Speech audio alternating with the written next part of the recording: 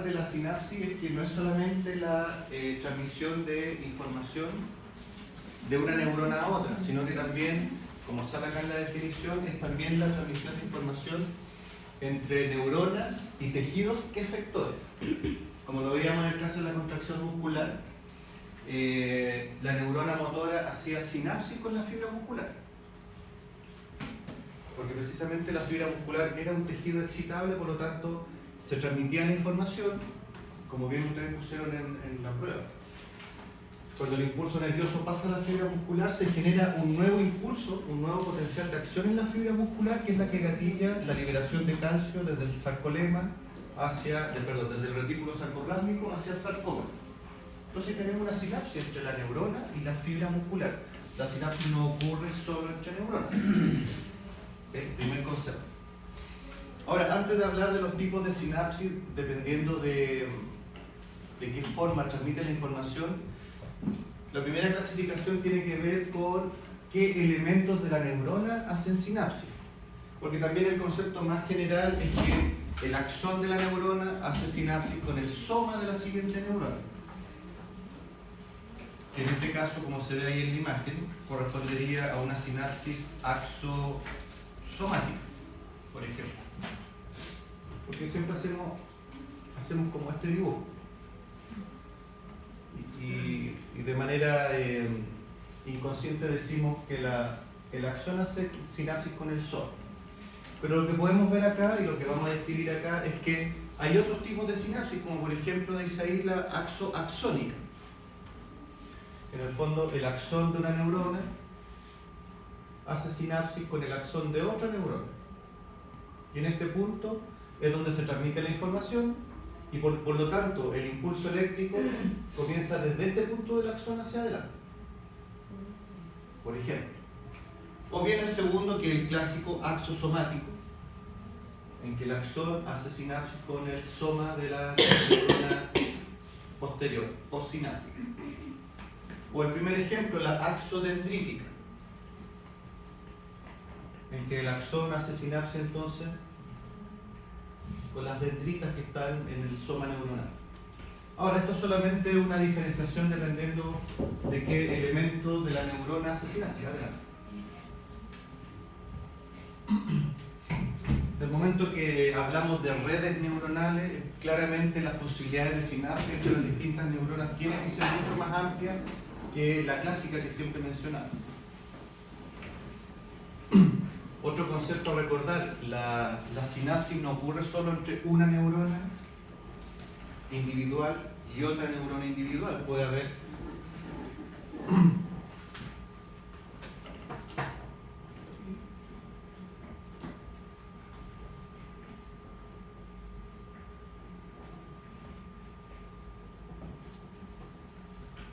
que el axón de una neurona estimule a dos somas neuronales o a las dendritas de sus somas neuronales. Y esto es lo que llamamos una red neuronal, si se va abriendo, divergente. Es decir, una neurona estimula a una red de neuronas para cumplir alguna función en particular. Y por lo tanto también podemos tener el ejemplo contrario.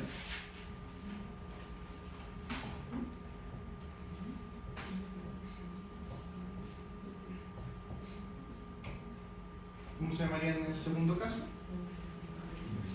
Convergente. Redes neuronales divergentes, redes neuronales convergentes. Y si nosotros lo tratamos de ejemplificarlo, de lo que se trata es que la información llega desde un punto muy específico, pero como tiene que estimular una gran red de tejido, una gran red neuronal o una gran diversidad de tejidos, la misma información sirve para que todo el tejido pueda inervarse. O por el contrario, información que viene de muchos lugares, generalmente estas son más sensitivas, traen información de muchos lugares para una función en común, para estimular un tejido o un órgano en común. ¿De acuerdo? Por lo tanto, el segundo concepto que hay que eliminar es que la neurona no es, la sinapsis no es de una neurona a otra solamente, sino que también puede ser formando este tipo de redes. divergente y convergente. Ahora, dependiendo de cómo se transmite la información, ahí tenemos dos grandes tipos de sinapsis, que son la sinapsis, la química, que es la clásica que también conversamos y hablábamos en el capítulo anterior, que para que la transmisión del impulso ocurra hay liberación de sustancias químicas que llamábamos neurotransmisores. Esa es la sinapsis química. Pero tal vez una que es menos común es la sinapsis eléctrica. Y la sinapsis eléctrica se da generalmente en tejidos muy específicos, generalmente tejidos musculares, en que se requiere que el impulso y la información rápidamente se diseminen por el tejido que está siendo inervado. Parece que lo habíamos mencionado, si no lo recordamos. El corazón, por ejemplo, ¿sí? Era un ejemplo muy clásico.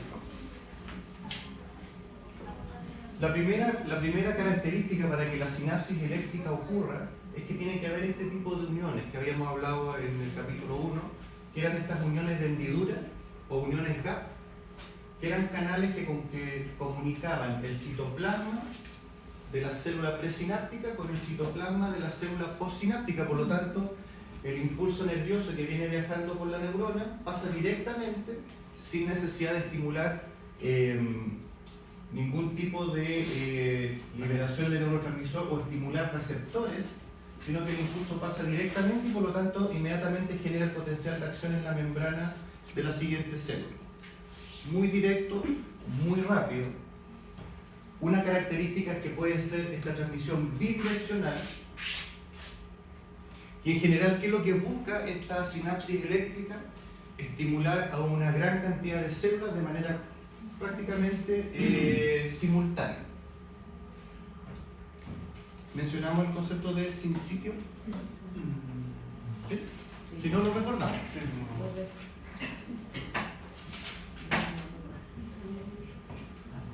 O sincitio también.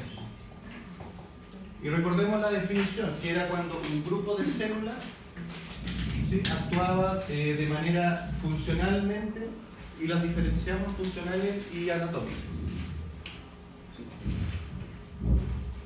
Un sincicio o un sincitio es un grupo de células que actúa y responde como si fueran una sola, que era el ejemplo del tejido cardíaco, por ejemplo. Un grupo de células que funcionalmente pareciera que actuaran como una sola masa, pero en realidad son células individuales que tienen este tipo de comunicación. Es decir, los sincitios requieren tener comunicación entre sus células de tipo uniones de hendidura. Esto también se ve en el músculo liso, también en algunas partes del sistema nervioso central. Y como dice acá, permite contracciones grupales. Esa es la característica del sincitio. Profe, y esta transmisión, como es bidireccional, ¿no chocan estos impulsos? No, porque en general, a ver, aunque esto es bidireccional, si esta célula, por ejemplo, el impulso viene, recordemos el impulso nervioso de la última clase, el impulso viene bajando. ¿Qué ocurría con la zona inmediatamente anterior a la zona Estaba lista para recibir el impulso. repolarizándose. Por lo tanto, en general, si el impulso pasa inmediatamente a esta célula, esta zona está repolarizada, por lo tanto lo más probable es que este impulso viaje hacia otro lado. ¿Ya? Por ejemplo, es potencialmente bidireccional, pero no es lo deseable que el impulso rebote en otras células y vuelva a estimular las mismas, porque imaginemos lo que ocurriría en el corazón. Sí, es que eso es justamente... Claro, porque si no habría una contracción desordenada del tejido muscular, del tejido cardíaco, lo que no permitiría un adecuado bombeo de la sangre. Hay que pensar de que esto es tan rápido, ¿sí?, milisegundos, lo vamos a ver cuando veamos funcionamiento cardíaco va a quedar mucho más claro, pero esto ocurre de manera tan rápida que lo que busca, y les adelanto un poco, habíamos dibujado cómo era el sistema conductor del corazón, ¿sí? No.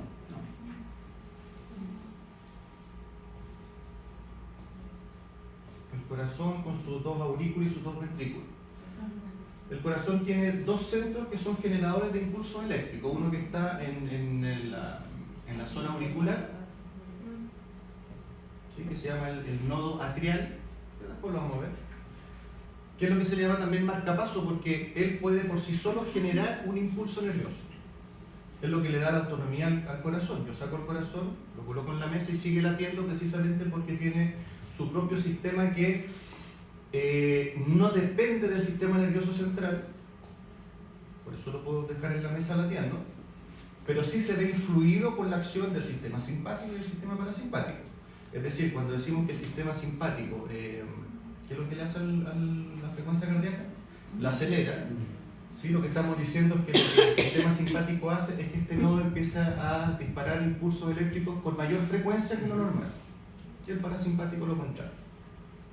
Si yo lo saco, este funciona en un modo autónomo, que tiene una pulsación, un ritmo estable.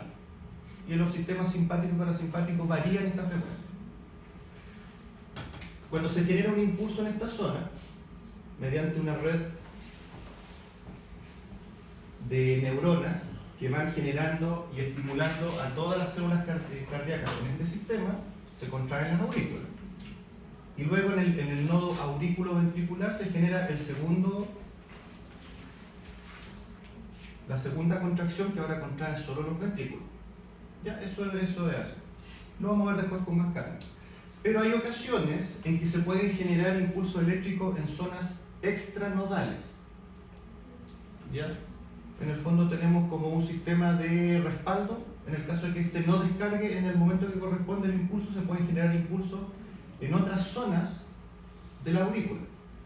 Y por lo tanto, el hecho de que lo normal, aquí muy gráfico, lo normal es que el impulso viaje en esta dirección para ir contrayendo toda la aurícula, que yo pueda tener bidireccionalidad permite que si el foco se genera en otra parte del corazón, pueda llegar incluso a estas células yendo en contra de la dirección que normalmente lleva el impulso. Por lo tanto, no hay que pensar de que la característica de bidireccionalidad es que se dispare el impulso y el impulso viaje como pelota de flipper muy bien. Sí. ¿Cómo podría ser algo? Bueno. Que son que también con los flippers. ¿Por qué se llaman flipper los nombres?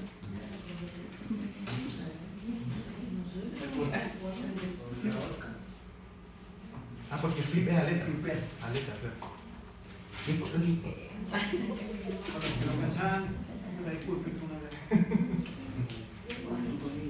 De acuerdo, por lo tanto, pueda ser bidireccional no significa que el impulso normalmente viaje en ambas direcciones. En general, el impulso siempre tiene una sola dirección.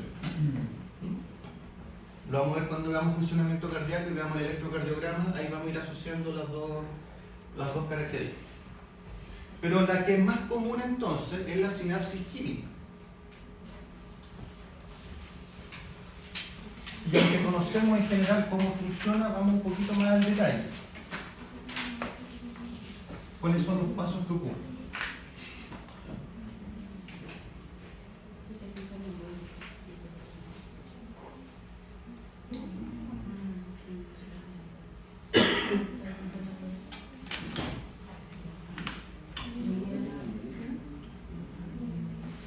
¿Cierto? Lo que está en ese esquema, pero está más bonito acá, es la ampliación de un botón sináptico. Un botón sináptico que es la parte final del terminal axonal. ¿Qué función, se acuerdan, le dimos al botón sináptico? Que era donde se almacenaban los neurotransmisores. ¿Ya? Que dependiendo de qué sistema sea, los neurotransmisores van a variar. Pero recordemos entonces la clase del impulso nervioso. El impulso nervioso viene estimulando desde el soma, estimulando, ¿se acuerdan que lo hacía de esta manera? Pero cuando el impulso nervioso llega al botón sináptico, en el botón sináptico no hay canales de sodio, lo que hay son canales de calcio.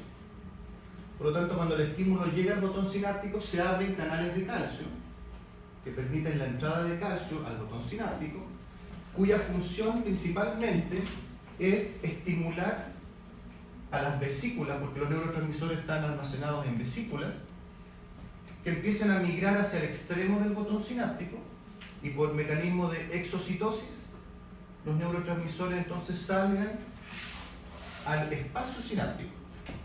Ahí tenemos el botón, aquí vamos a dibujar la neurona postsináptica. Todo este espacio entonces es el espacio sináptico. Tenemos nuestras vesículas con neurotransmisores que empiezan a migrar hacia el extremo. La membrana de la vesícula se fusiona con la membrana del botón y por lo tanto los neurotransmisores empiezan a salir al espacio y empiezan a saturar el espacio sináptico, que en términos prácticos es microscópico, ¿sí? ¿Cuál es la gracia? Que en el botón postsináptico, perdón, en la neurona postsináptica hay receptores específicos para el neurotransmisor que se está liberando.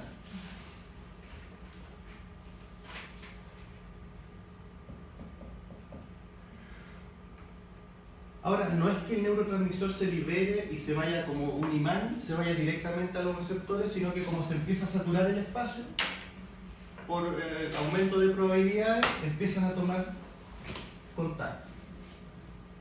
Y cuando el neurotransmisor se une con el receptor específico, lo que genera esta unión es la apertura de canales de sodio,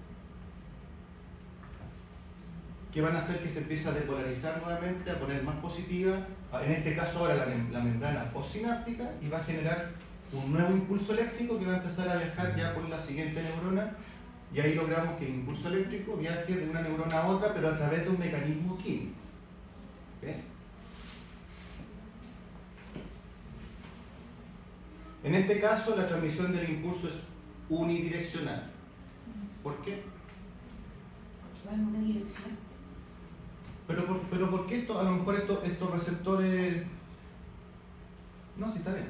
Es que va en una dirección hacia la sinapsis. Con una neurona unidireccional. Sí, no, está bien. Pero aquí viene mi pregunta, pero a lo mejor estos neurotransmisores que se liberan, que ojo, que dije que no van específicamente al postsináptico, a lo mejor podrían estimular nuevamente a la presináptica. ¿Por qué no ocurre eso? Porque los receptores están. Que los receptores son los Claro, receptores. si a lo mejor yo tuviera receptores en esta neurona, a lo mejor podríamos tener un estímulo inverso, digamos. Pero no ocurre porque los receptores están acá. Se estimula, esto es lo mismo que vimos en la placa motora en realidad, como si esto fuera una fibra muscular. ¿Qué es lo que falta para que este proceso termine? Que es el mecanismo de control, es tener una sustancia que inhiba, porque una vez que ya la información pasó, si yo no inhibo estos neurotransmisores, estarían permanentemente estimulando. Recuerden que tenemos saturado el espacio y por lo tanto, si en este caso el transmisor era acetilcolina, hablamos de la acetilcolinesterasa, que degrada y por lo tanto empieza a eliminar los neurotransmisores y quedamos nuevamente en cero esperando que llegue un nuevo impulso eléctrico. En realidad lo único nuevo que conversamos ahora es que para la liberación de neurotransmisores requiero de la apertura de canales de calcio. Y eso ocurre gracias al impulso eléctrico que llega al botón sináptico.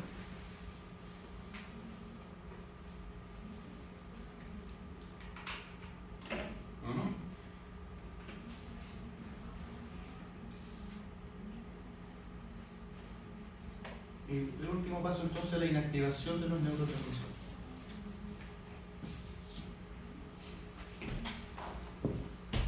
Vale.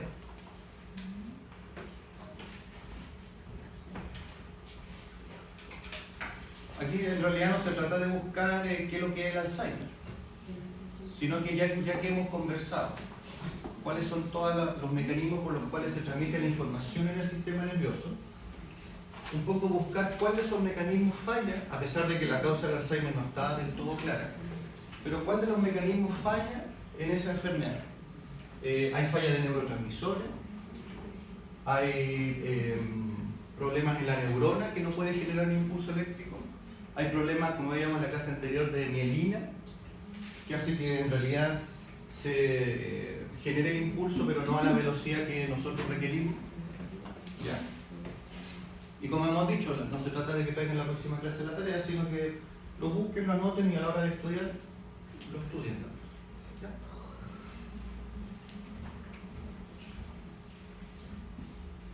porque claramente, bueno, el Alzheimer siempre se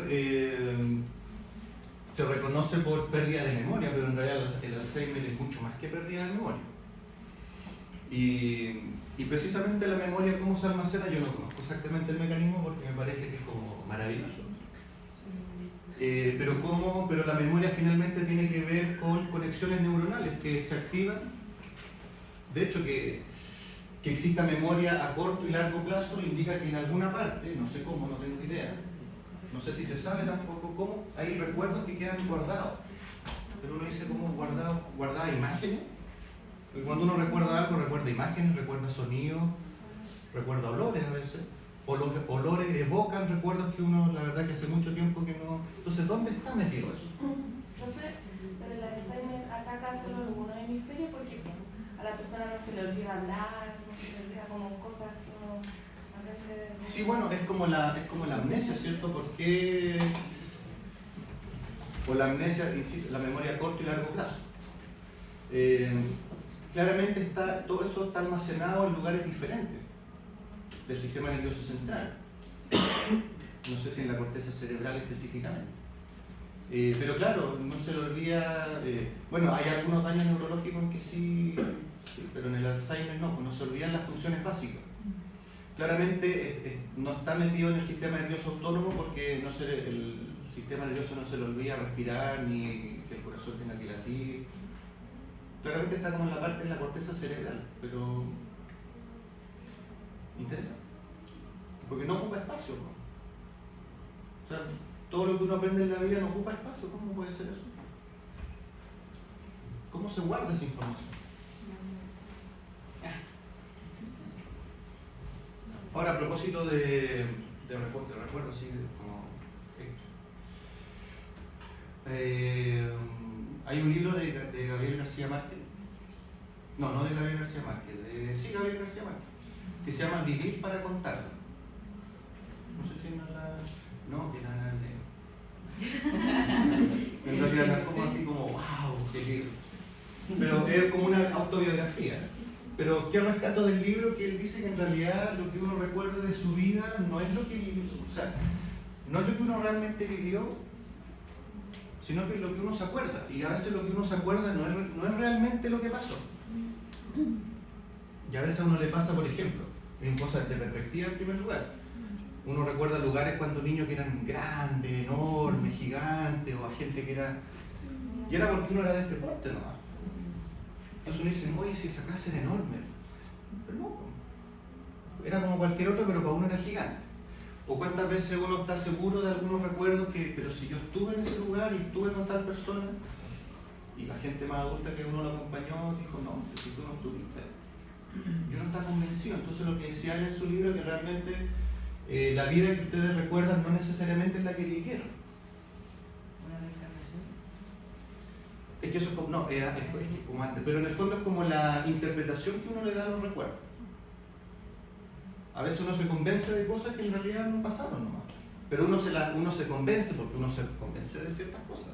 Sí, como las personas que hacen como reiki y todo eso, porque igual ellos explican que a veces la conexión que uno tiene con algún familiar, o sea, cuando uno se vea muy mal es porque tal vez en otras vidas eran enemigos, cosas así, que incluso te llevan como al pasado, todo eso. Ya, O cuando tienes como una conexión con una persona muy especial, como eran hermanos o... Es que ahí brincamos a otro tema. Ah, sí, pero ellos pero- como reexplicación, muchas Pero cosas. ahora a propósito, ¿quién cree o le hace sentido la reencarnación? Sí.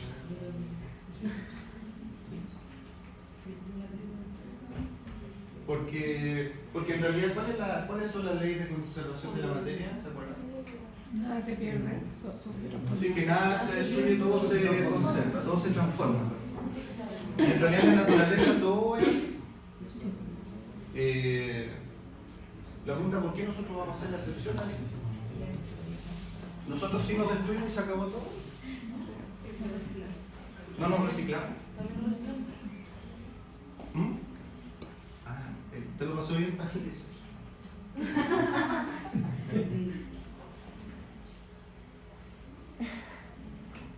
Del alma. ¿Y el alma qué energía?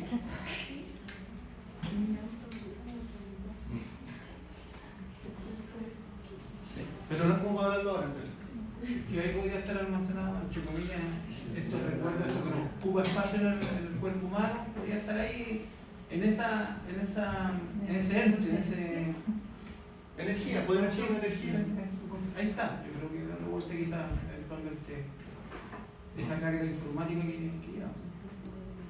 Una memoria genética, una cosa Una así, cosa una así. memoria. Que no se manifiesta completamente, porque tampoco uno se acuerda completamente de la entre comillas vida pasada. Me pasa de repente que uno se va a un lugar y dice, oye, yo ya vine acá o lo soñé, no sé, también pasa lo mismo. Igual, bueno, a mí pasa siempre, es como que llego a un lugar y como yo estuve acá. Y es como raro. O días antes lo soñaste y es como... ¿Sí? Sale. Lo que pasa es que en general, igual en un tema cultural, nos han enseñado como a creer en lo que uno ve, en lo que se puede tocar. Pero hay que tener ojo con eso porque en este minuto nosotros estamos rodeados de algo que no se ve, que no se puede tocar y sin lo cual no podríamos vivir. ¿Qué es? El aire. Y no se ve. Pero se siente. Entonces a lo mejor la cosa en realidad más que tocarla y verla hay que sentirla.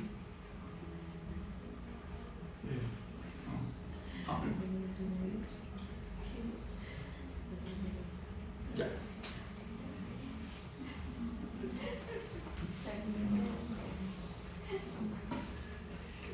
¿Qué se está echando? Propone. Estamos mal, ¿no? Bueno, en ella se nota la diferencia de disfonía y afonía. Usted está afónica.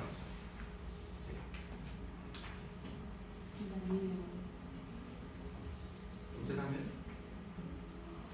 Pero comparte su dolor. ¿De qué está hecho el sistema nervioso?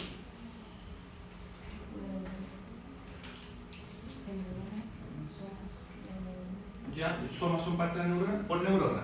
Sí. ¿Todos de acuerdo? ¿O no? ¿No está de acuerdo? Ella no está de acuerdo. Células bien. ¿Qué son las células gliales? No se escucha. Sí, bueno, la diapo sopla, pero generalmente uno tiende a pensar de que el sistema nervioso solo está formado de neuronas. Pero en realidad, como bien mencionaron por ahí, con susurros, el sistema nervioso está formado principalmente de neuronas y también de un grupo de células que están ahí para ayudar a que la neurona pueda cumplir con su función, que son las células gliales.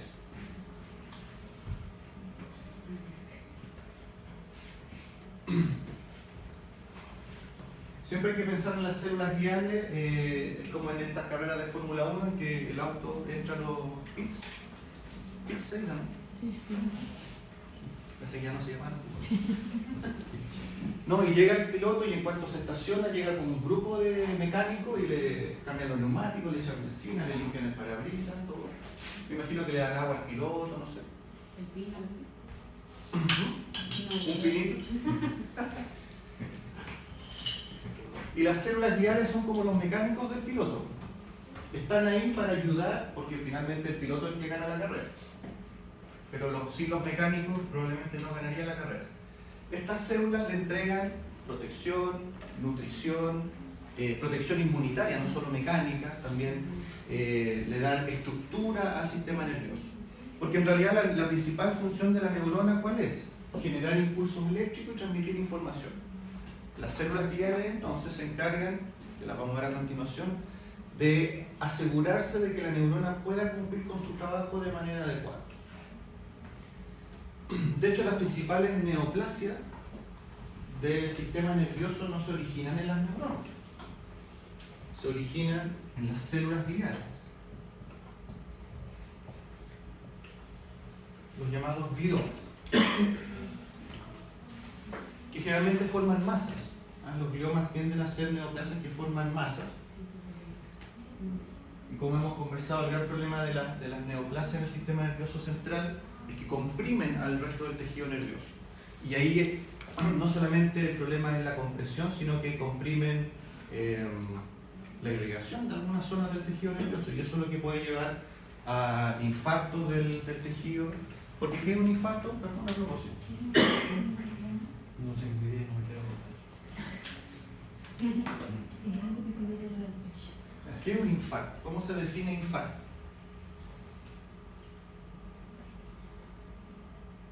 Empezamos. Es que dependiendo del tipo de músculo puede ser un desgarro, puede ser una puede ser una obstrucción, puede ser ¿cómo se llama? ¿Los infartos solo ocurren en el corazón? No. Sistema vascular, o sea, sistema vascular en general hay infarto. Pero está ligado normalmente al sistema vascular. Sí, exacto. Ahora, como el sistema vascular está en todas partes, En cualquier parte. ¿pero qué es un infarto? ¿Obstrucción de tejido o obstrucción De vía. falta de irrigación? En una zona. Porque la falta de irrigación en una zona se denomina isquemia. Eso es falta de irrigación en una zona. Para que de la isquemia saltemos al infarto. ¿Perdón? Más generalizado. No, porque a veces los infartos generalmente son localizados. Falta de oxígeno.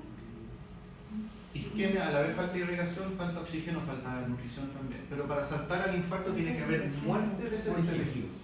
Claro, o sea, isquemia más necrosis es infarto.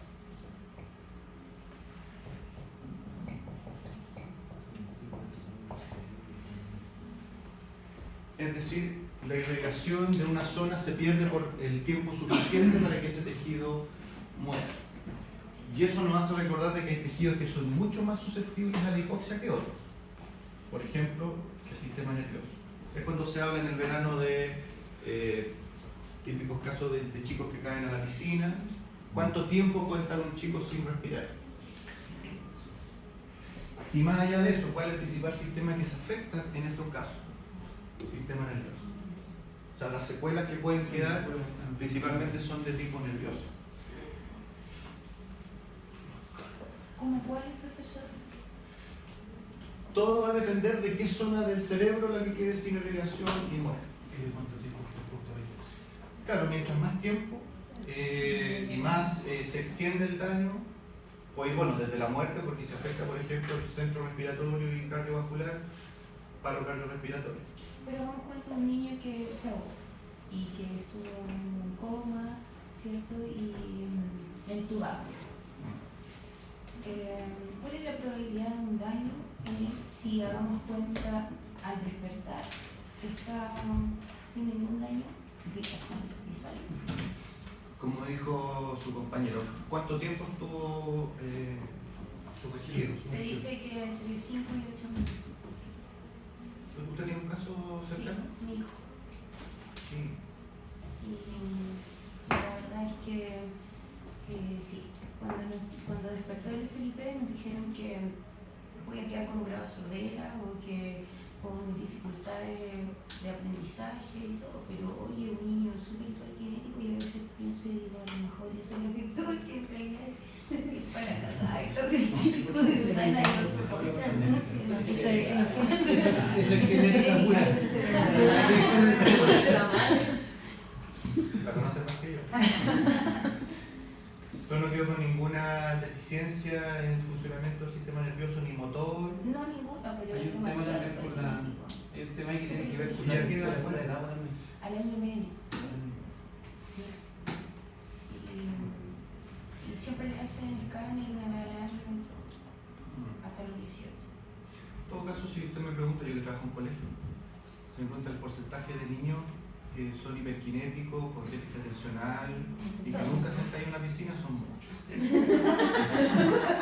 Así que yo creo que hubo mucha suerte que bueno.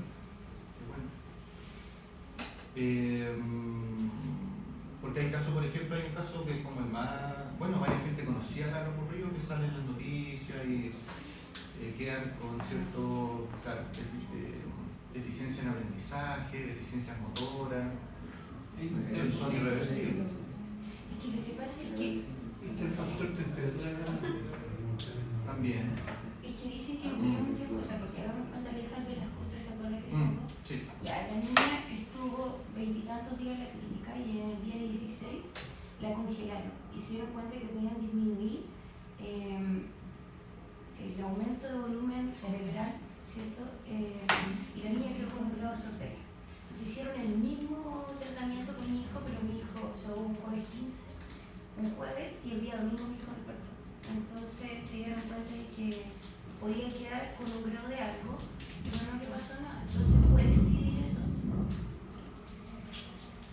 Puede influir. Es que yo creo que los casos son como tan diferentes. Por ejemplo, lo que habló de la temperatura del agua es un tema. ¿Por qué el agua fría ayudaría a que los daños sean menos severos? Y más que vasoconstricción es la baja del metabolismo. Es decir, un tejido con un metabolismo, ¿qué es lo que ocurre con los animales que hibernan?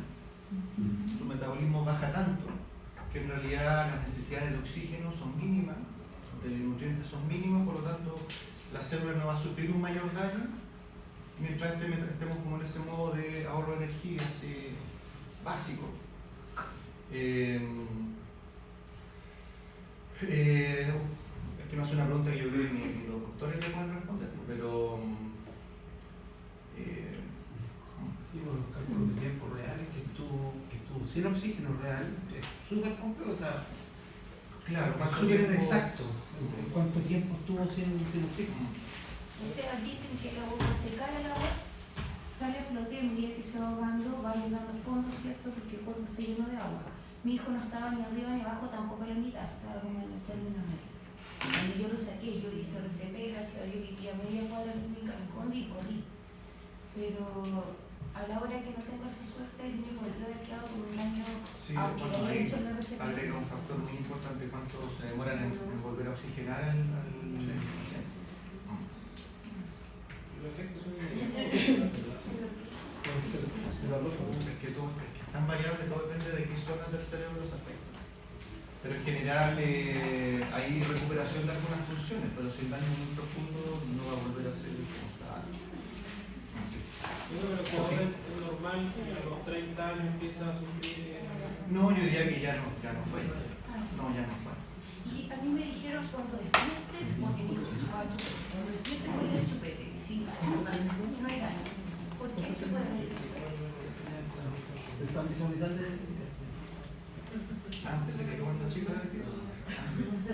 No, Mira, puede ser uno de los reflejos más básicos e instintivos que tiene un individuo el de succión. Entonces, si ese reflejo se pierde, deben haber zonas muy profundas del cerebro que están dañadas. Me imagino, yo de neurólogo no tengo nada.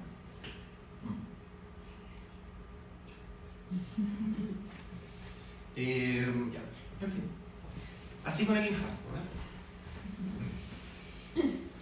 Y otro punto que quería agregar porque ¿qué otro problema pensemos en esto? Una caja cerrada, que es el cráneo, una masa que comienza a comprimir cierta cantidad de tejido nervioso y además vasos sanguíneos que pueden hacer que la zona que justamente irriga esta zona se infarte. Por eso los infartos en general son muy localizados, porque ¿cuáles son las principales causas de infarto? Atrofia de la vía, taponamiento de la vía, En su caso, taponamiento de dos vías también. con colesterol, así como. Con mantequilla. Literalmente. Y generalmente esas obstrucciones ocurren ya en los vasos sanguíneos de menor calibre y por lo tanto la zona que se afecta es más pequeña, pero si es una zona vital, si se afecta la zona del nodo auriculoventricular, por ejemplo, estamos en problemas graves. Pero ¿qué otro problema además del infarto puede ocurrir? Que al obstruirse la vía se abre en cualquiera de las zonas, provocando un derrame.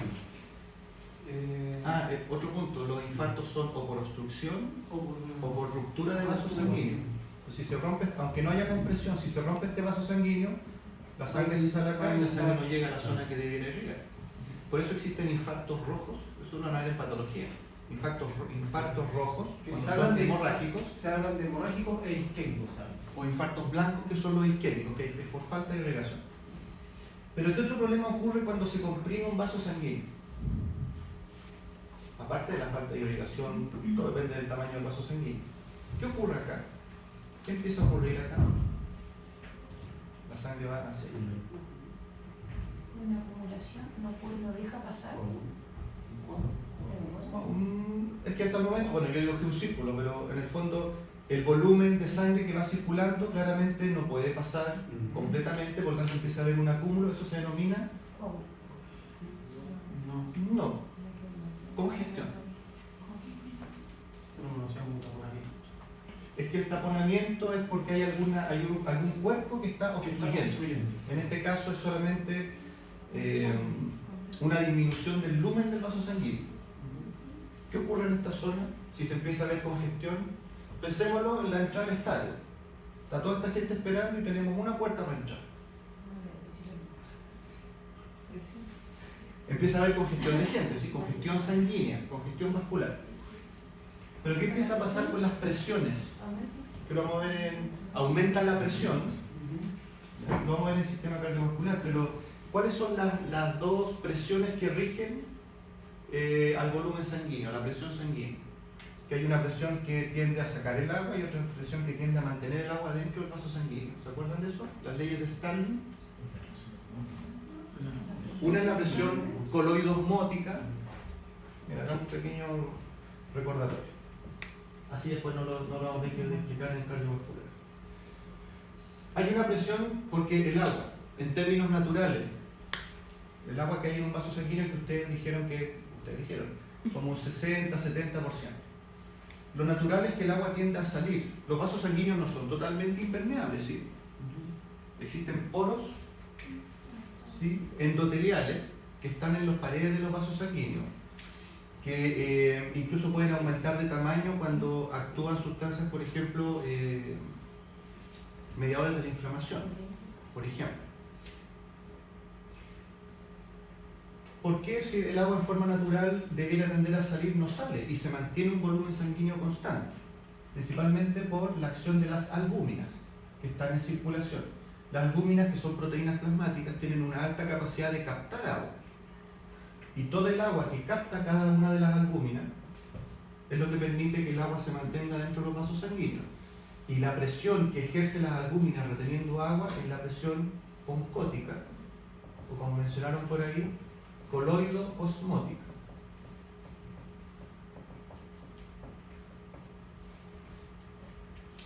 Esto lo que hace es mantener el agua dentro de los vasos sanguíneos. Pero dijimos que lo natural, la presión natural es que el agua salga. Y esta se llama presión hidrostática.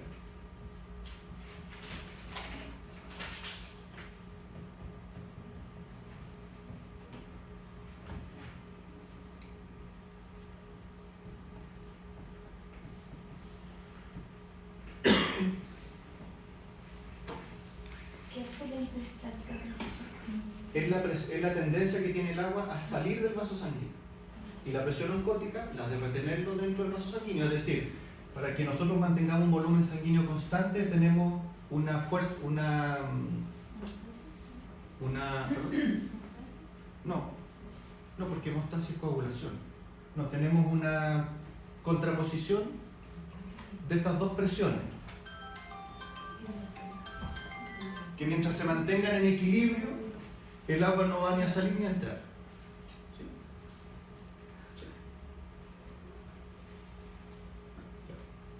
Pero cualquier factor que genere un desequilibrio entre ambas presiones va a generar la salida del agua de los vasos sanguíneos. Si en este caso empieza a tener congestión, la presión de las albúminas por mantener el agua dentro del vaso sanguíneo va a empezar a verse vencida por la cantidad de agua que está haciendo presión contra las paredes del vaso sanguíneo para que ésta salga. Es decir, la presión hidrostática comienza a superar a la presión oncótica. Y como el agua tiende a salir, lo que ocurre en esta zona cuando hay obstrucción de vaso sanguíneo es que el agua sale y comienza a acumularse alrededor del vaso sanguíneo, en el tejido intersticial. Y eso se llama edema. Al tiro. Entonces pensemos que además de que esto ocurra dentro de una caja vacía.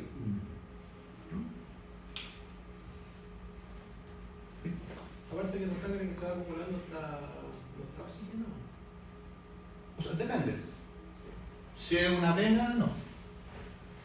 Pero en general estas obstrucciones tienden a ocurrir en la sangre venosa. ¿Sí? No es que porque hace estancada empiecen a perder oxígeno. Ojo. Recuerden que el oxígeno, el intercambio de gases con los tejidos ocurre solamente en los capilares más pequeños. Porque es la única parte en que el tejido vascular, la pared vascular es tan delgada que permite que por difusión simple el oxígeno salga por gradiente de concentración y el CO2 entre. Por eso en los vasos sanguíneos de mayor calibre no hay salida de gases, porque las paredes no lo permiten. Entonces el problema, además de una hemorragia o de una masa dentro del sistema nervioso central, es el edema que se produce. Por eso lo primero que se colocan son diuréticos o se genera una disminución de la presión intracraneal. Así que en realidad el problema puede ser un tumor benigno, pero todos los problemas que acarrea es lo severo para el sistema nervioso. Mientras no se afecten vasos sanguíneos importantes, todo es reversible. Ese es el punto. ¿Salgamos a la